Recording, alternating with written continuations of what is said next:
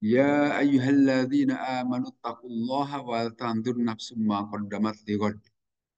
Ini adalah ayat yang mengingatkan kepada kita orang-orang kaum mukmin yang beriman gitu, untuk selalu bertakwa kepada Allah. Seperti kita ketahui, definisi takwa itu adalah imtisalu awamirillah wajtina bunawahihi. Melaksanakan seluruh perintah Allah dan meninggalkan semuanya. Walaupun definisi ini terlalu ideal. Toh kita tidak bisa melaksanakan semua perintah. Perintah Allah kan hanya sebagian saja yang bisa kita laksanakan. Sehingga terlalu indah itu definisi itu. Toh kenyataannya nampaknya mungkin tidak ada manusia yang mampu melaksanakan seluruh perintah Allah. Yang ada itu sekemampuan kita saja.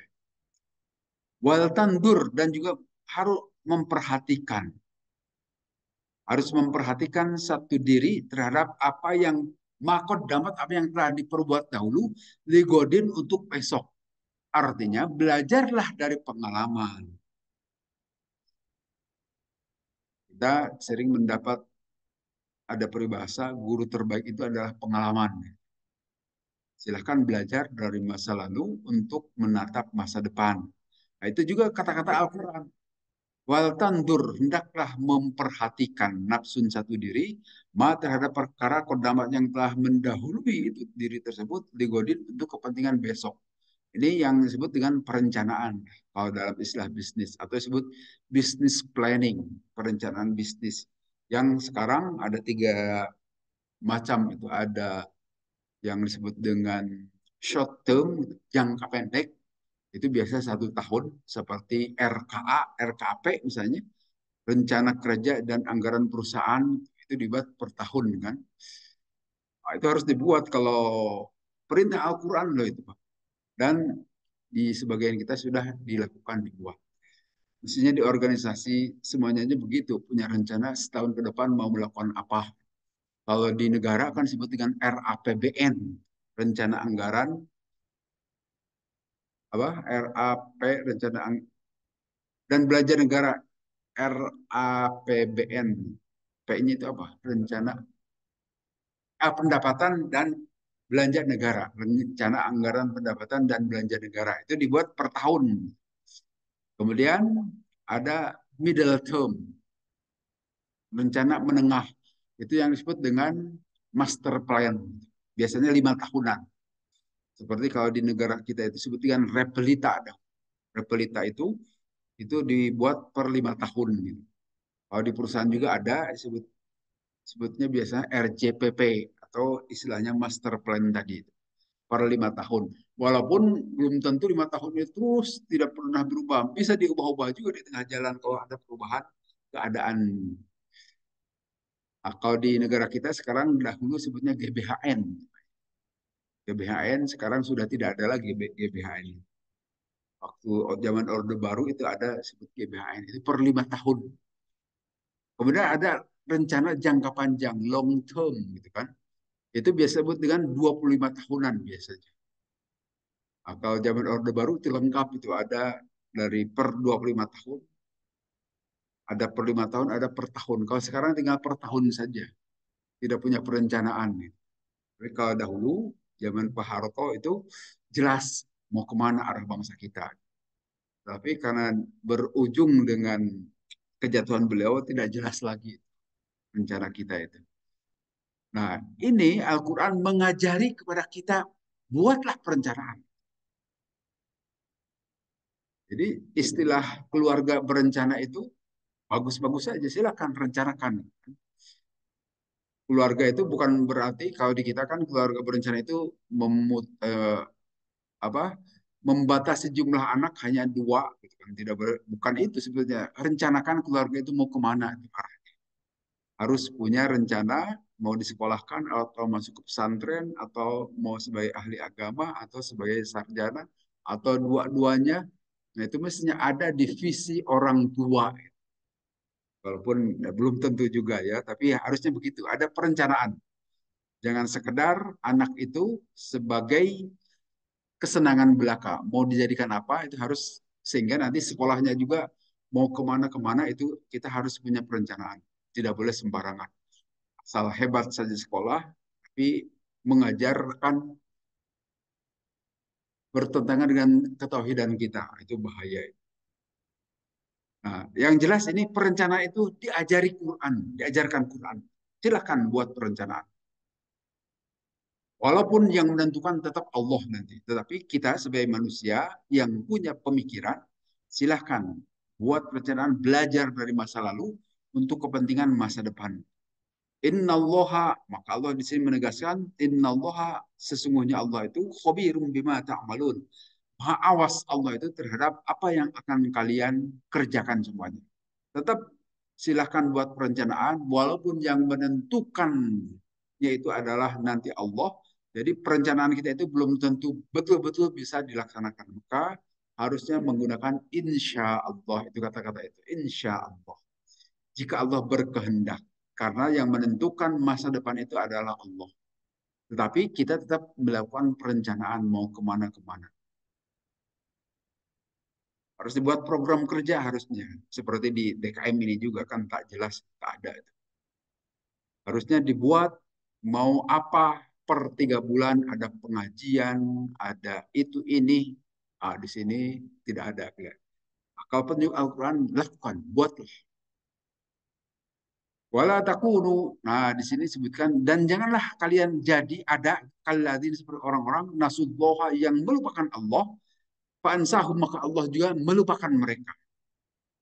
Anfusahum diri mereka. Ulaika humul fasikun. Mereka itulah orang-orang yang fasik. Nah, itu orang-orang yang melupakan Allah. Wala takunu kalladzina nasullaha ma faansahum anfusahum. Ulaika humul fasikun.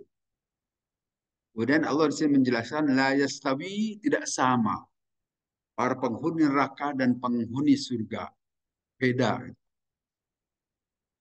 Kalau di dunia ini karena calon penghuni neraka dan penghuni surga itu sama-sama hidup di muka bumi kan.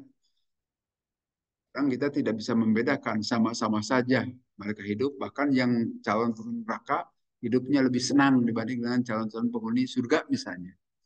Tetapi di akhirat nanti jelas dibedakan, tidak akan bersama-sama. Walaupun para penghuni surga bisa saja masuk dahulu ke neraka. Ashabul jannati, para penghuni surga itu, hum, mereka itu al-faizu, pun adalah orang-orang yang berbahagia semuanya.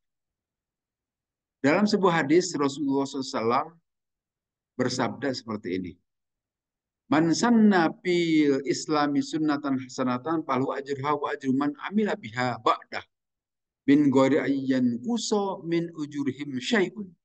Wa man sanna fil islami sunnatan hasanatan kana alaihi wizruha wa wizru man amila biha bin ghairi ayyan kuso min auzarihim syai'un. Hadis riwayat Imam Muslim. Hadis sahih. Rasulullah bersabda begini. Ini yang disebut dengan amal jariah. Siapa orang yang memberi contoh di dalam Islam itu suatu contoh yang baik, maka dia akan memperoleh ganjaran dengan ganjaran orang yang mengikuti terhadap kegiatan itu. Min gori ayyan kusok, tanpa akan dikurangi min ujurihim dari ganjaran mereka syai'un sedikit pun. Dan siapa orang yang membuat perbuatan di dalam Islam dengan perbuatan yang buruk, kemudian diikuti oleh orang-orang lain, maka dosa bagi orang tadi dan dapat dosanya itu dan dosa dari orang yang mengikutinya tanpa dikurangi sedikit pun dosa itu dari mereka. Ini hadis riwayat Muslim. Ini yang disebut dengan amal jariah itu, Pak. Amal jariah itu artinya amal yang berjalan. Artinya amal jariah itu adalah perbuatan yang mana perbuatan itu baik dan diikuti oleh orang-orang yang lain. Itu yang disebut pemimpin. Pemimpin itu yang bisa memengaruhi masyarakat dan ada yang mengikutinya. Itu disebut leader, pemimpin. Nah, jadi kalau kita, walaupun belum tentu harus jadi pemimpin formal, bisa saja informal. Tidak perlu jadi ketua RW, tidak perlu jadi ketua RT, tapi menjadi panutan misalnya orang lain, sehingga, wah dia itu baik sekali, rajin melakukan sholat berjamaah, maka saya juga ikut apa yang telah dilakukan. Nah, itu adalah dia memberikan contoh bersolat berjamaah, kemudian diikuti oleh orang lain juga mau ikut ke masjid, maka akan dapat pahalanya juga dari orang yang mencontohnya itu. Ataupun apa saja yang dilakukan oleh orang tersebut, dia mengeluarkan sodakoh yang baik-baik saja gitu, maka diikuti oleh orang lain juga tergerak untuk melakukan sodakoh, maka pahalanya akan didapat oleh orang yang bersodakoh dan orang yang memberi contoh sodakoh itu juga dapat pahala. Itu yang disebut dengan amal jariah. Di samping amal jariah itu yang sifatnya properti, seperti kita membangun masjid, mendirikan masjid, kemudian orang banyak masuk ke masjid, maka itu pahalanya akan terus mengalir selama itu masjid itu digunakan oleh masyarakat ini, kan? Oleh orang banyak. Atau kita memberi semacam gang jalan, ya, kadang-kadang suka ditutup itu kan, karena itu tanah saya, tutup aja semuanya. Oh, jangan begitu harusnya. Beramallah sedikit, biarlah berjalan orang itu. Supaya mau bisa lewat orang lain banyak. Nah, orang yang lewat terhadap jalan tadi itu tentu akan senang. Maka pahalanya selain bagi orang tersebut untuk melakukan kebaikan, juga orang yang bersedekah atau yang mengamalkan memberikan tanah itu juga akan dapat terus pahala sepanjang jalan itu digunakan. Jangan seperti jalan di jalan Jod kali itu ditutup tadinya gang itu Pak. Ada yang nutup itu, bahkan semuanya tanda tangan kecuali saya tidak tanda tangan. Dan saya diancam-ancam juga waktu itu. Silakan mau somasi, tapi udah meninggal semuanya itu yang menutup jalan itu. Padahal itu gang yang bisa digunakan oleh orang itu untuk ke pasar lebih dekat bisa. Tapi sekarang ditutup jadi dimiliki oleh perorangan. Nah, saya kira itu dosa ini. Yang mungkin miliknya Pak Iji Hartaji itu justru mau diwakafkan untuk jalan. Tapi oleh anaknya malah diperjualbelikan, kan? Kepada yang punya rumah di sampingnya itu. Akhirnya ditutup. Akhirnya kita secara umum tidak bisa ikut. Nah, itu jelas saya kira besar dosanya itu. Nanti urusannya di akhirat. Tapi yang jelas saya tidak ikut tanda tangan untuk menyetujui penjualan itu karena tahu itu adalah jalan umum. Masa jalan umum mau dijadikan milik pribadi itu tidak benar itu.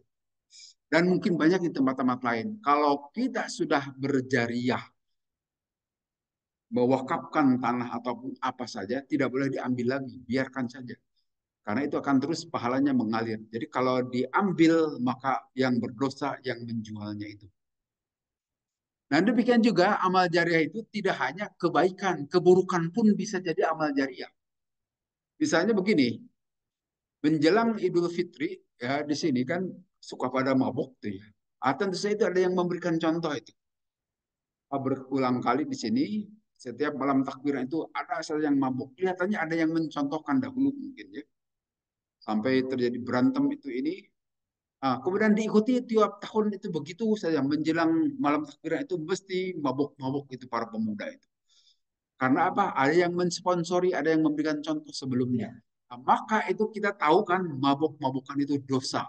Nah, dosanya itu bukan saja bagi yang mabuk, tapi yang memberi contoh awalnya itu dapat dosa juga. Ini kata Nabi, ini hadis sahih ini, Pak. Jadi amal jariah itu tidak saja kebaikan, keburukan pun bisa menjadi amal jariah. Maka hati-hati kita memberikan contoh yang baik-baik saja supaya jariah pahalanya itu mengalir terus kepada kita. Walaupun kita sudah mati, tetap akan mengalir. Demikian juga dosanya akan tetap mengalir. Jadi para penjahat yang sekarang sudah pada meninggal itu tetap akan dapat aliran dosanya dari mereka yang mengikuti sebelumnya. Demikian juga yang berbuat baik walaupun sudah meninggal akan terus mengalir. Ini ditegaskan oleh hadis Nabi kan, apabila ida mata in adama in koto amaluhu. Apabila mati seorang anak Adam, maka terputuslah seluruh amalnya kecuali tiga. Yang pertama adalah ilmu yang bermanfaat, keduanya sodakoh jariah. Jadi sodakoh jariah itu yang sudah kita sodakohkan, termasuk contoh-contoh baik atau buruk, itu akan terus mengalir pahala maupun dosanya. Sehingga hati-hati dalam hal memberikan contoh. Maka di sini Allah memberikan penegasan, ya ayyuhalladzina amanu taqullaha sampai dua kali menyuruh takwa itu di dalam ayat ini. Hai orang-orang yang beriman, Bertakwalah kepada Allah dan perhatikan satu diri terhadap apa yang telah diperbuat masa lalu untuk kepentingan masa depan. Wattaqullaha dan bertakwalah. Dua kali Allah menyuruh bertakwa. Saking pentingnya harus menjaga diri mungkin di sini ya. Allah mengingatkan.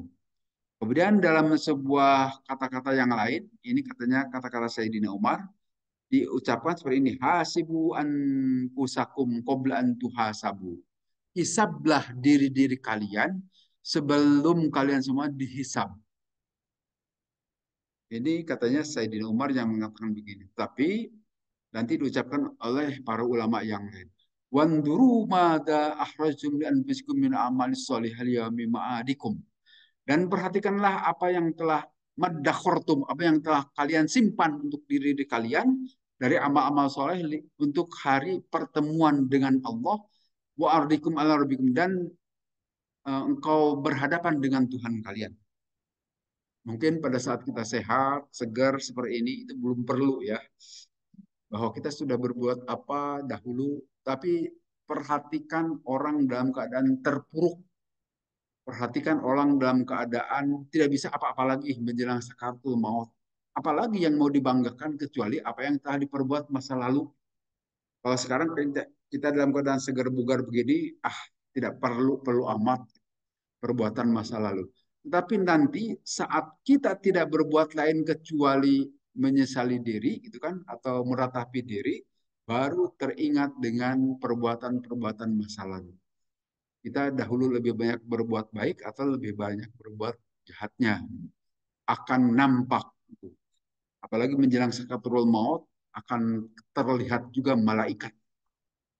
Tetapi kita tidak bisa mengatakannya. Bisa dilihat di foto-foto di WA itu kan yang meninggal mendadak tuh sebelum meninggal itu melihat ke sana ke sini. Nah, itu bisa jadi mereka itu melihat malaikat. Tetapi tidak bisa berkata-kata. Setelah itu langsung aja jatuh. Tapi kata Nabi juga memang begitu bisa saja orang itu menjelang kematiannya itu melihat malaikat. Nah saat itulah dibutuhkan apa yang telah kita perbuat masa lalu. Tidak bisa lagi kita menjerit, tidak bisa lagi minta tolong. Yang bisa menolong diri kita itu ya perbuatan kita sebelum.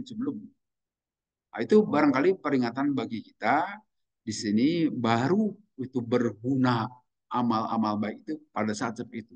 Kalau dalam keadaan sehat bugar begini mah rasanya tidak penting gitu ya. Tapi nanti akan ketemu batunya kita. Setiap orang pasti akan mati, akan merasakan. Maka di sini Allah wattaqullaha bertakwalah kepada Allah. Innallahu khabirun bima ta'malun. Sesungguhnya Allah Maha awas terhadap semua apapun yang kalian perbuat. I'lamu annahu alimun bijami amalikum wa ahwalikum. Ketahuilah oleh kalian, sesungguhnya Allah Maha mengetahui terhadap seluruh amal-amal kalian dan juga perilaku kalian semua. Wala tukhfi an alaihi minkum khafiyah. Dan tidak ada yang tersembunyi sesuatu pun dari Allah. Wala yaghibu anhu min umurikum jalilun wala haqirun. Tidak ada juga yang goib dari urusan-urusan kalian bagi Allah, baik yang besar maupun yang kecil sekalipun. Semuanya tampak Allah mengetahui. Kalau sekarang barangkali kita tidak memperlihatkan kepada banyak orang tentang kekurangan-kekurangan kita. Yang terlihat itu adalah kelebihannya aja kan. Yang kekurangannya tidak semua orang tahu tentang diri kita. Paling hanya orang-orang tertentu yang tahu, yang di rumah tahu ada kekurangan itu ini gitu kan dan sebagainya. Tapi kalau orang lain barangkali tidak tahu. Tapi bagi Allah semuanya itu transparan. Bagi Allah semuanya ketahuan kekurangan kita itu. Ini dinyatakan seperti itu. Kemudian wala takunu kalladzina nasullaha fa'ansahum, dan janganlah kalian ada seperti orang-orang yang melupakan Allah, maka Allah juga melupakan diri-diri mereka. La tansawu dzikrullahi, jangan lupa kalian zikir kepada Allah. Fayansikumul amalas lima solihi anfusikum, maka nanti Allah juga bisa melupakan bagi kalian untuk kebaikan diri-diri kalian. Ya seperti tadi menjelang sakaratul maut, kalau kita tidak dekat dengan Allah, maka saat itu kita linglung, kita akan bingung. Tapi Kalau kita biasa dekat dengan Allah, insya Allah saat itu kita diingatkan dengan ucapan La ilaha illallah. Ada saja orang yang baik yang memberitahukan. Seperti pernah satu waktu saya itu mau operasi, Pak. Operasi apa ginjal atau usus buntu, lupa lagi waktu itu. Di Boromius. Waktu itu, ya dalam keadaan sudah dibius, kan tidak ingat apa-apa. Tetapi ada saja yang membisikkan, bacakan bismillah, baca bismillah. Mungkin dokter kelihatannya itu. Dokter mengingatkan, mungkin tahu, oh ini muslim ini. Diingatkan oleh dokter, baca bismillah. Padahal saya sudah tak jelas itu ingatan itu karena dalam keadaan dibius. Tetapi alhamdulillah Allah mengingatkan, ada saja orang yang nggak tahu dokter atau perawat baca bismillah. Alhamdulillah. Jadi kalau waktu itu saya mati juga sudah membaca bismillah gitu kan. Ternyata masih terus hidup. Nah, artinya dalam masa-masa seperti itu, dalam masa-masa panik begitu, nanti kalau kita biasa ingat kepada Allah, akan diingatkan oleh. Nah, tentu saja bisa macam-macam yang mengingatkan, apakah yang memberi talkin saudara kita, anak kita atau siapapun kita yang sedang menjelang sakaratul maut diingatkan. Atau kalau kita dirawat di rumah sakit diingatkan oleh susternya, walaupun di rumah sakit Palang itu ada saja kok tidak mengingatkan yang lain gitu. Tapi bacalah Bismillah gitu. Karena saat itu ingatan sudah tak jelas gitu, kemana-mana. Nah, di sini Allah menyatakan, janganlah kalian seperti orang-orang yang melupakan Allah, maka Allah akan melupakan diri-diri mereka. Artinya, supaya kita juga diingatkan oleh Allah pada saat kita tidak punya kemampuan menguasai diri, maka ada saja nanti kita akan diingatkan. Seperti begini misalnya, kalau kita punya komitmen untuk sholat berjamaah, dimanapun kita berada, tetap saja ada kesempatan sholat berjamaah itu. Tidak mesti di masjid ini. Waktu kita di tempat kerja, tetap saja ada kesempatan sholat berjamaah. Ataupun di tempat mana saja, pada saat itu saya, contoh saya lagi aja ya, nggak apa-apa. Kemarin contohnya itu, mana kemarin itu lupa saya. Menjelang asar gitu kan. Oh ya di Geger Kalong, Geger Kalong kemarin itu. Bukan di kampus, di kampus. Di kampus menjelang asar kan sedang seminar, sedang workshop. Menjelang asar saya keluar saya sendirian. Kemudian menuju masjid ingin menjalankan sholat asar. Nah, pada saat itu, waduh, tidak ada teman berjamaah nih. Tapi ujung-ujung datang saja orang gitu, Pak. Dan bukan yang sedang seminar, yang lain. Akhirnya saya bisa sholat berjamaah. Jadi kalau karena tekad kita itu ingin berjamaah di awal waktu, ada saja Allah memberikan kesempatan. Dan tidak hanya itu, dalam beberapa kesempatan yang lain juga begitu. Kalau tekad kita sudah kuat, ada saja pertolongan Allah sehingga kita tidak sholat sendirian. Datang orang, akhirnya bisa berjamaah. Dan bukan hanya itu, banyak kesempatan yang lain itu. Apabila kita memiliki tekad begitu. Kecuali kalau sakapangih nawai itu kan berjamaah juga itu tetap aja sholat sendirian. Tapi dalam keadaan begini pasti Allah akan memberikan pertolongan. Ada saja di luar dugaan kita itu. Nah, saya contohkan dengan diri saya punten ya, tidak berlebihan mudah-mudahan. Ulai kaumul fasikun, mereka itulah orang-orang yang fasik. Al khorijuna anton atillah, yang mereka itu keluar dari ketaatan kepada Allah. Al halikuna yaumal kiamah, yang akan hancur pada hari kiamat. Al khosiruna, dan juga mereka itu orang-orang merugi yaum ma'adihim, pada hari kembali mereka kepada Allah. Jadi di sini Allah memberikan penjelasan orang-orang fasik itu adalah orang-orang bengkok, gitu, keluar dari ketaatan daripada Allah. Nah, bahkan sejumlah orang munafik itu dikatakan juga orang fasik. Ya ayyuhalladzina amanu la tulhikum, di surat Al-Munafikun sebutan begini. Hai orang-orang yang beriman, janganlah melupakan, melalaikan kepada kalian amwalukum, harta-harta kalian, wala auladukum, dan juga jangan melupakan melalaikan kalian anak-anak kalian. Andikrillahi, dari dikir kepada Allah. Siapa orang yang mengerjakan begitu, maka itu adalah orang-orang yang merugi. Nah, ini peringatan daripada Allah, nyindir kita semua ya. Kita kadang-kadang lebih mendahulukan anak kita, lebih mendahulukan diri kita, kalaupun sudah masuk waktu sholat.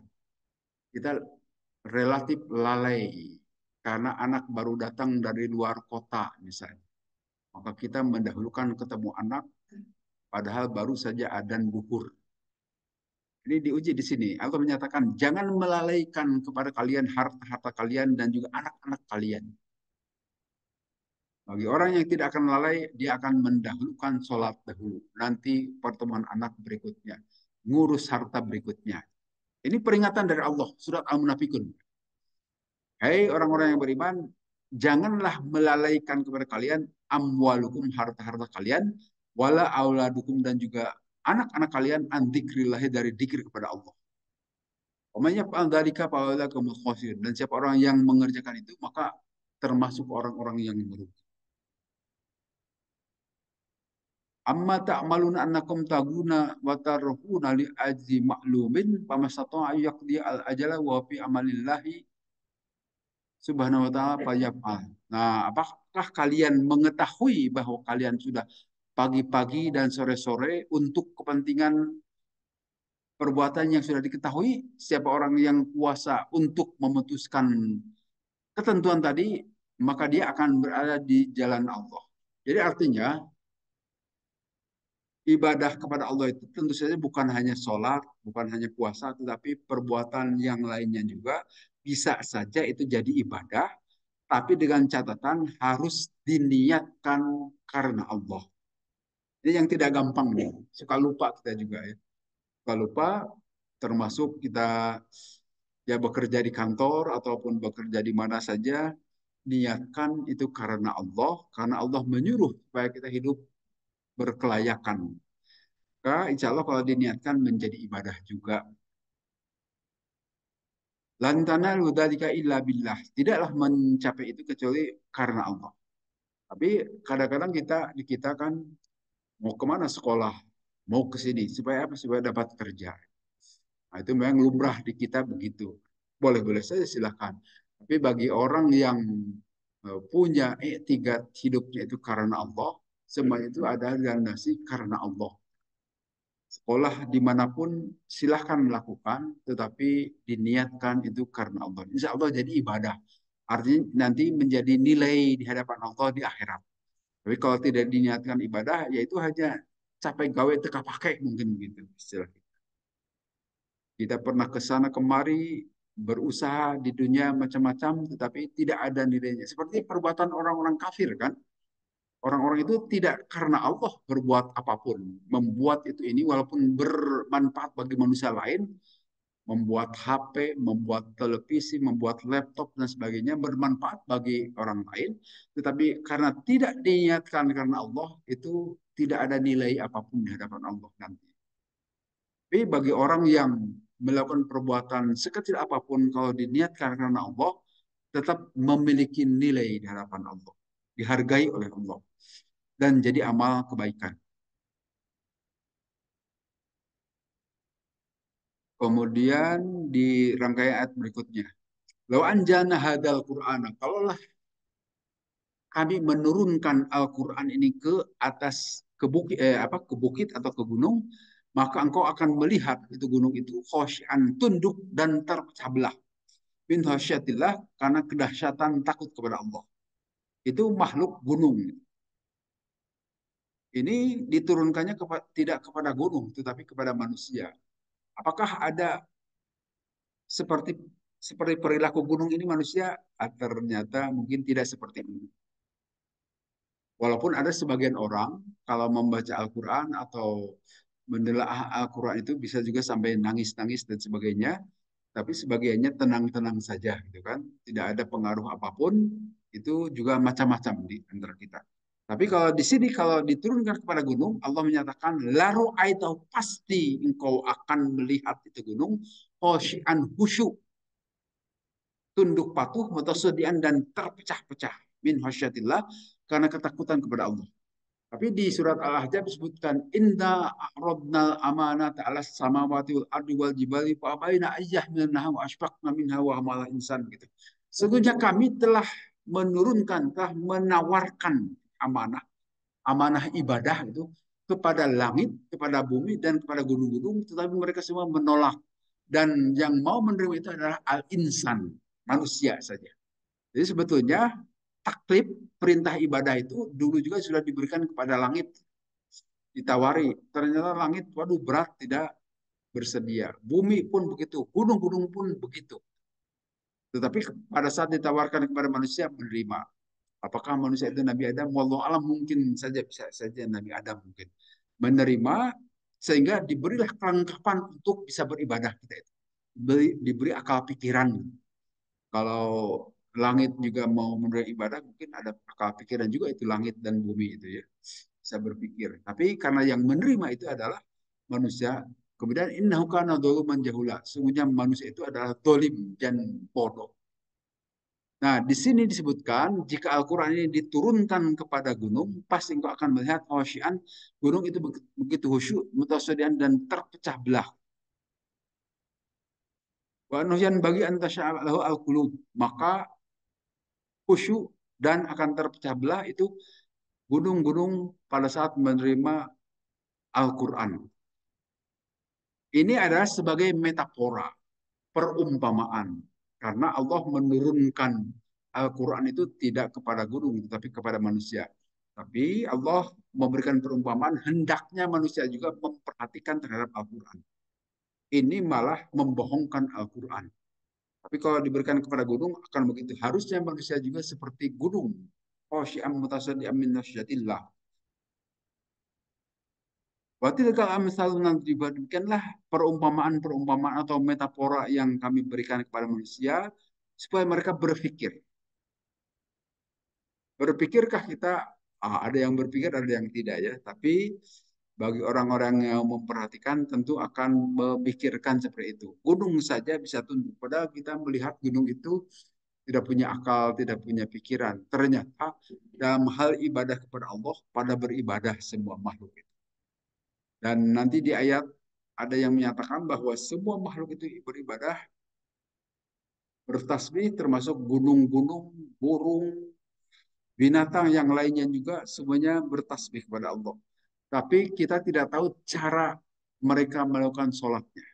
Nah, bisa jadi apa yang terjadi seperti letusan gunung, seperti ombak di laut, tsunami dan sebagainya, itu cara laut, cara gunung bertasbih kepada Allah. Tapi karena kita tidak mengerti bahasa mereka, sehingga itu musibah bagi kita. Padahal semuanya itu adalah ketundukan mereka terhadap hukum Allah. Disebutkan di ayat lain begini, walau anna Qur'anan suyirat bil jibalu au qutiat bil ardu au kullima bil mauta. Kalau sesungguhnya Al-Qur'an ini diturunkan gitu, maka suyirat bakal berjalan al-jibal itu gunung-gunung, au qutiat atau akan terbelah bihi dengan ada Al-Quran, al itu bumi, au kullima atau akan berbicara bihi dengan Al-Quran itu al-mauta, orang-orang yang sudah mati. Al-Quran mampu melakukan semuanya itu. Ini mukjizat. Makanya disebut mukjizat terbesar Nabi Muhammad SAW itu adalah Al-Quran. Karena sampai saat ini kita bisa menyaksikan keberadaan Al-Quran. Tetapi berhubung kebanyakan kita tidak mengerti Al-Quran, jadi dianggap biasa-biasa saja. Padahal Al-Quran ini sudah bertahan sampai ribuan tahun, tidak ada yang mampu menandinginya, itu sebagai mukjizat. Dan kalau kita telaah makna di dalamnya demikian dalam, bukan hanya berbicara masa depan, tetapi masa akhirat pun dibicarakan. Mana ada di sini buku yang membicarakan persoalan akhirat kan? Kalaupun ada yang membicarakan yang merujuk ke Al-Quran itu kan. Tapi Al-Quran itu meramalkan masa depan dan juga bukan sekedar masa depan di dunia, masa akhirat tembus. Apa yang dibicarakan Al-Quran tidak hanya masa kini, tapi masa setelah kekinian.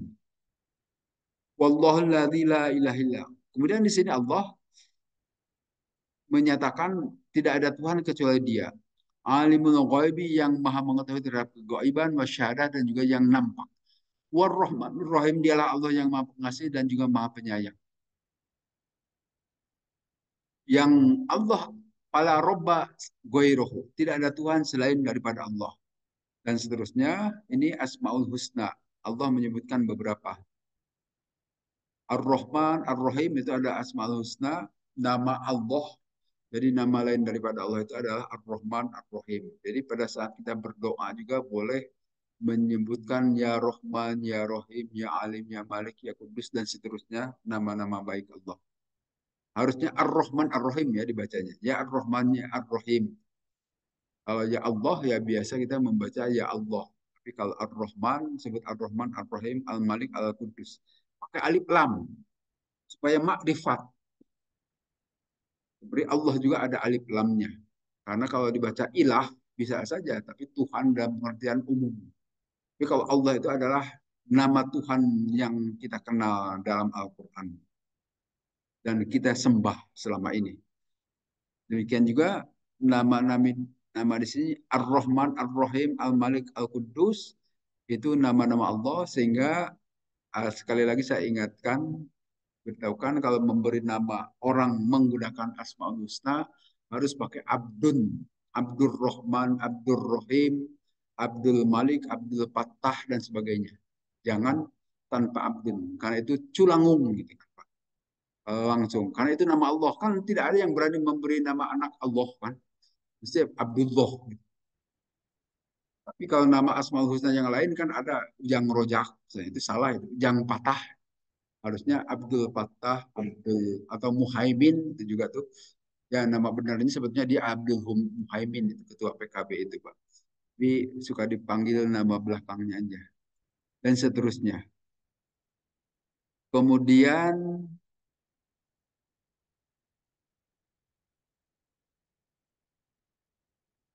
di ayat berikutnya atau di sini disebutkan begini.